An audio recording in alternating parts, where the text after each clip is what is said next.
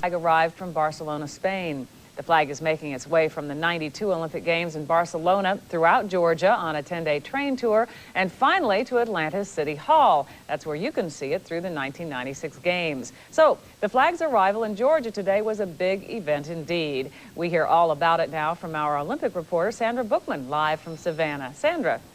Chris, believe it or not, the rain has ended here in Savannah. Isn't that always the way? We are sitting along River Street. The U.S. Coast Guard tall ship, the Eagle, is behind us.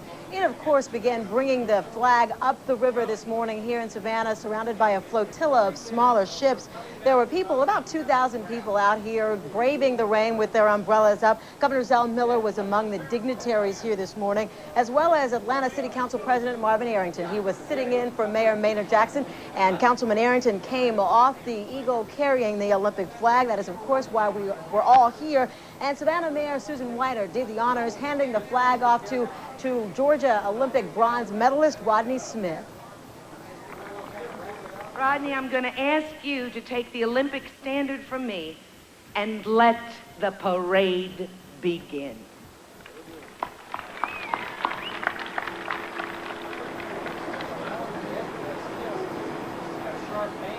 Okay, as we said, Mayor Susan Whiter handed the flag off to Rodney Smith. We are going to have, there's many events planned here in Savannah today. There's a parade planned along Bay Street. There is also a maritime festival kicking off here in Savannah later this evening. It's going to run for 3 days this weekend, and they're hoping that it will run during the next 4 years of the Olympiad. We will have much more on the activities here in Atlanta today for you tonight on Action News at 5 and 6. Reporting live from Savannah, I'm Sandra Bookman, Channel 2 Action News. World helped Atlanta celebrate the pending arrival of the Olympic flag. Also at the Dome tonight, President Bush joined in the celebration, praising Atlanta for its selection as host city for the '96 Summer Games. Among the famous guests packing the Dome for the flag jam tonight, the nation's first couple, as you just saw, George and Barbara Bush. Good evening, I'm Monica Kaufman. And I'm Richard Belcher. Don has the night off. The president returned to Washington tonight, leaving Hartsfield International aboard Air Force One. Mr. Bush was in the metro area for a campaign visit, which began with a speech at a Jonesboro subdivision and ended with his remarks at the Dome. Our political reporter Bill Nigut takes a look at Mr. Bush's day. The president appeared at the Dome in his role as honorary chairman of the U.S. Olympic Committee. Look at this Olympic flag, a symbol of the kind of world we want, where differences are solved peacefully, not violently. What a great night to be back in the heart of the South. Earlier in the day, Mr. Bush visited Jonesboro, where he tried to turn the flag jam event into a political event.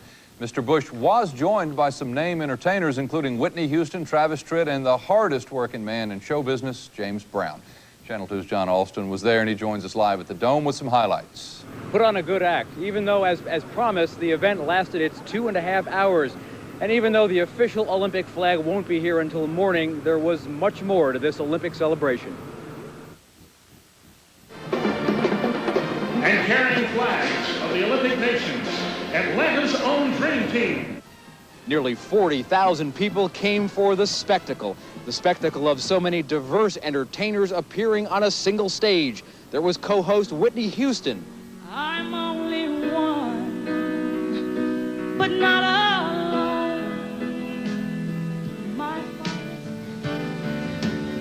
By design, the flag jam had a definite Georgia flavor. Travis Tritt, Marietta. Where it's hard for a poor boy to find the money. Then there was the hardest working man in show business. Ladies and gentlemen, Mr. James Brown. Only the godfather of soul couldn't come out right away because the Secret Service stopped his band while President Bush left the Dome.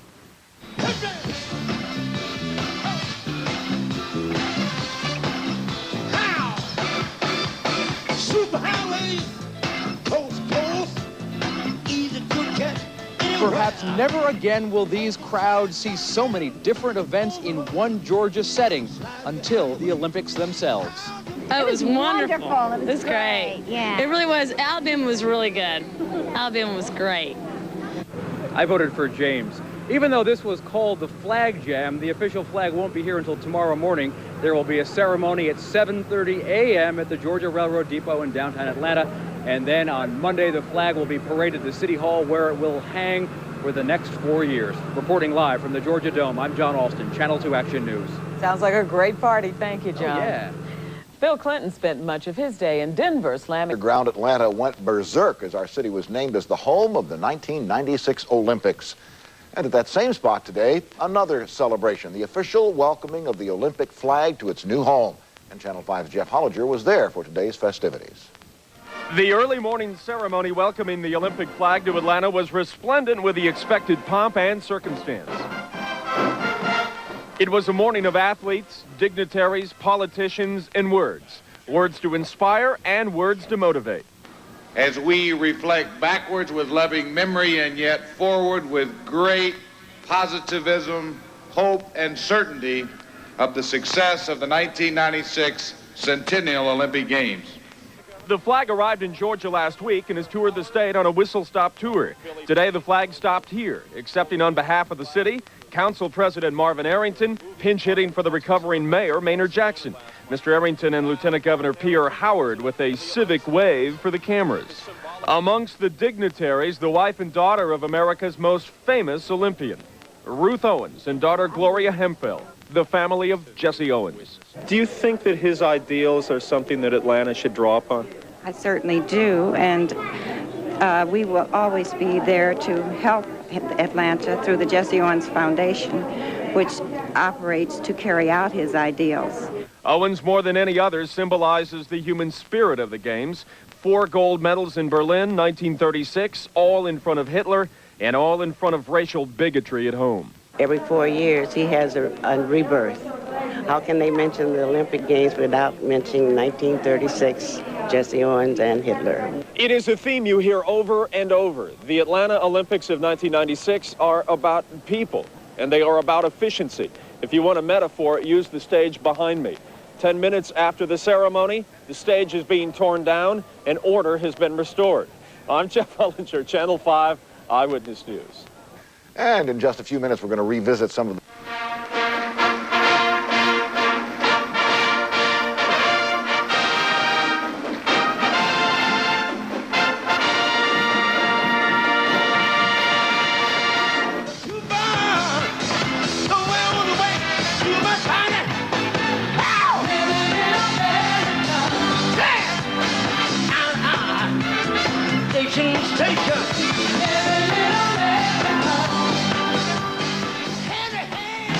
I got this feeling that time just holding me down.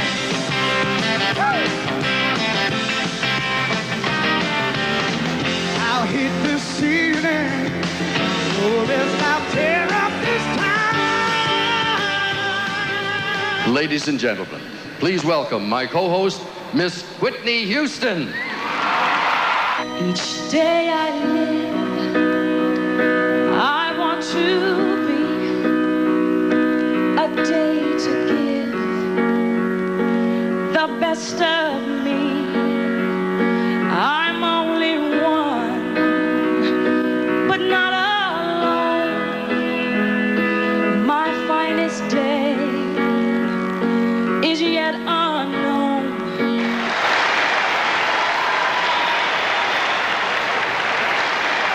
Olympic celebration, the arrival of the Olympic flag.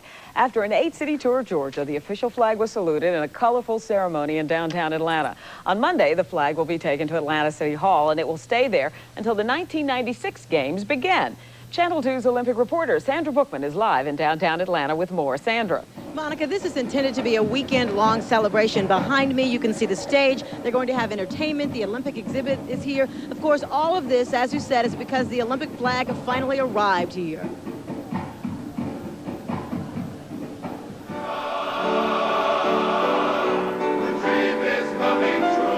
The Morris Brown College Glee Club kicked the morning off even before the sun came up.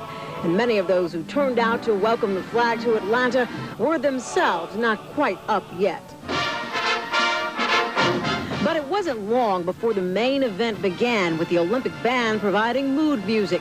The Olympic Honor Guard added to the pageantry of the moment, and a parade of Olympic athletes gave the crowd a preview of what to expect in 1996. We're going to show the world how to play together as a team here in Atlanta.